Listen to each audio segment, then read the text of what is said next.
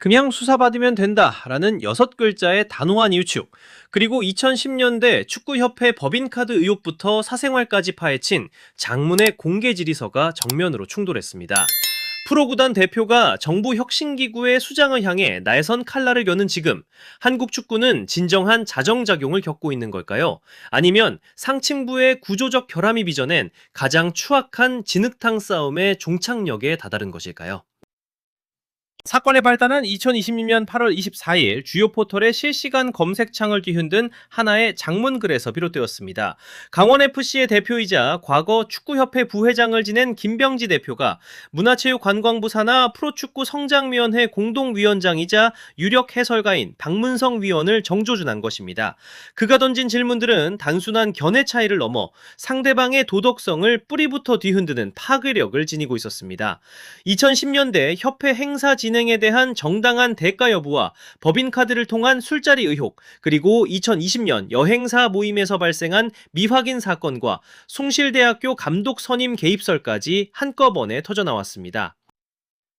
여기에 축구를 발판 삼아 국회의원에 출마하려는 것이 아니냐는 정치적 의혹까지 더해졌습니다.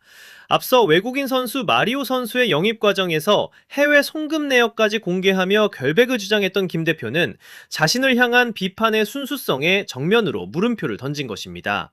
하지만 수많은 저격성 질문에 대해 박 의원은 연합뉴스를 통해 그저 수사를 받으면 된다는 짧은 입장만을 남겼습니다. 표면적으로는 축구계 두 거물의 진흙탕 폭로전처럼 보이지만 본질은 행정 권력과 여론 권력이 정면으로 충돌하며 자멸해가는 한국 축구의 기형적인 단면입니다.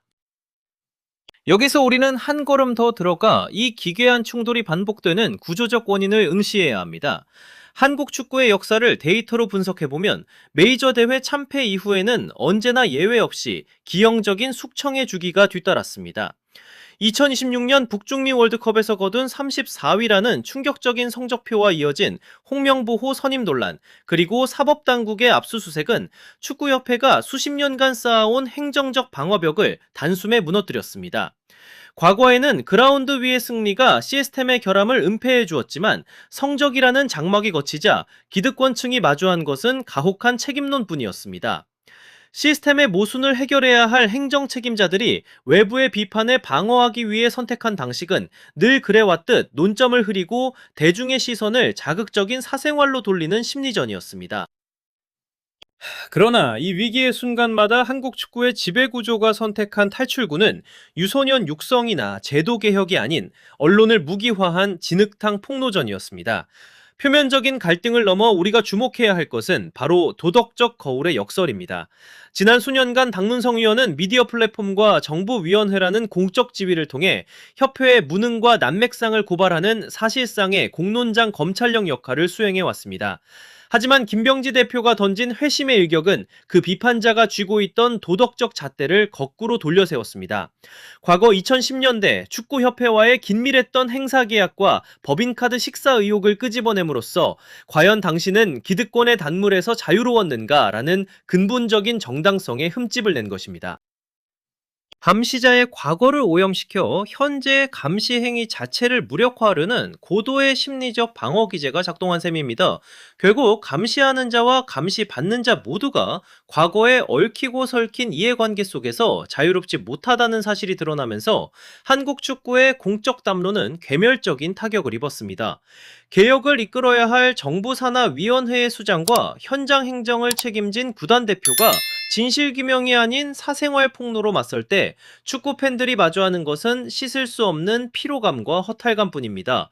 구조적 개혁에 투입되어야 할 사회적 에너지가 이전 투구식 진실 공방으로 징발하면서 결국 축구계 전체가 신뢰의 공백 상태에 빠져들게 되었습니다. 지금 한국 축구는 구조적 혁신의 골든타임을 놓친 채 서로의 허물만을 갉아먹는 가장 비참한 자기 파괴의 순환고리에 갇혀 있습니다. 이제 우리는 이 사태의 이면에 도사린 냉혹한 심리전과 권력 메커니즘을 해부해 보아야 합니다. 첫 번째로 주목할 지점은 비판의 칼날을 무력화하기 위해 설계된 정교한 진흙탕화 전략입니다. 김병지 대표는 외국인 선수 영입 과정에 해외 성금 내역을 공개하며 결백을 입증하려 했지만 미디어의 생리상 단순한 방어는 프레임 전쟁에서의 패배를 의미한다는 사실을 잘 알고 있었습니다. 법인카드 유용 의혹과 과거 사생활이라는 휘발성 강한 이슈를 꺼내든 목적은 사법적 처벌이 아니라 상대방의 위치를 질문하는 심판관에서 해명해야 하는 피의자로 강등시키는 데 있었습니다. 양측 모두에게 오물을 묻혀 사안을 상호 비방전으로 변질시킴으로써 축구 행정의 구조적 실책에 집중되어야 할 대중의 시선을 자극적인 가십으로 돌려버린 것입니다. 한 걸음 더 들어가 보면 비판자의 도덕적 권위를 뿌리부터 해체하는 정치적 프레이밍이 작동하고 있습니다. 국회의원 출마를 위한 발판이 아니냐 하는 질문은 상대의 공적 비판을 사적 권력욕으로 치부해버리는 가장 잔인한 낙인찍기입니다. 박문성 의원이 정부 부처의 혁신기구 공동위원장을 맡으며 제도권 권력에 발을 들인 순간 그가 던져온 모든 비판적 담론은 정치적 야심이라는 의심의 덫에 갇히게 되었습니다. 누군가의 비판을 정치적 의도로 규정하는 순간 축구에 대해서 건강한 정책 논쟁은 사라지고 진영 논리만이 지배하는 암흑기가 도래하게 됩니다. 이처럼 비판의 순수성이 오염되는 순간 행정 감시와 부조개혁이라는 본래의 공적 가치는 대중의 냉소 속에 힘없이 휘발되고 맙니다. 마지막으로 직시해야 할 지점은 계산된 회피와 축구계 담론 문화의 회복 불가능한 붕괴입니다. 그저 수사를 받으면 된다는 박 의원의 6글자 응답은 진흙탕 싸움에 휘말리지 않고 사법기관의 판단 뒤로 숨으려는 철저한 방어적 위기관리 방식이었습니다. 공적 인물이 제기된 의혹 앞에서 모든 사회적 설명을 거부하고 사법 절차만을 방패 삼는 태도 역시 팬들과의 소통이라는 책임 윤리를 저버린 처사입니다. 그러나 상대방의 가족사까지 공문장에 던져놓으며 출구 없는 흠집내기에 매달린 김 대표의 질의 방식은 공적 검증과 사적 보복 사이의 윤리적 방파제를 완전히 허물어뜨렸습니다. 행정의 투명성과 시스템 혁신을 논해야 할 공론장에 확인되지 않은 소문과 음모론만이 난무하면서 한국 축구는 공익을 상실한 채 파벌 간의 이권 다툼을 위한 인질로 전락하고 말았습니다. 결국 이 거대한 이전 투구 속에서 남겨진 것은 실체적 진실이 아니라 서로의 상처를 파먹으며 공멸해가는 황폐화된 축구 생태계의 잔해뿐입니다.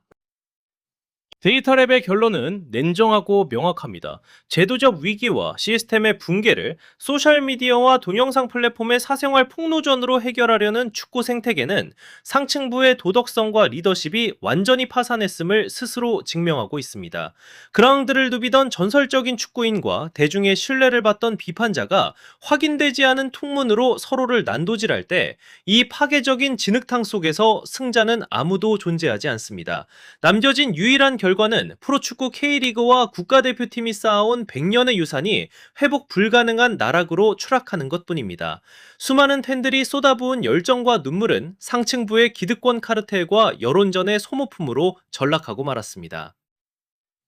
월드컵 34위라는 사상 초유의 참패 앞에서 시스템의 개혁을 고민해야 할 프로구단, 최고 경연형자와 정부 혁신기구의 수장이 진실 규명이 아닌 진흙탕 폭로전으로 서로의 얼굴에 오물을 뿌리고 있는 지금.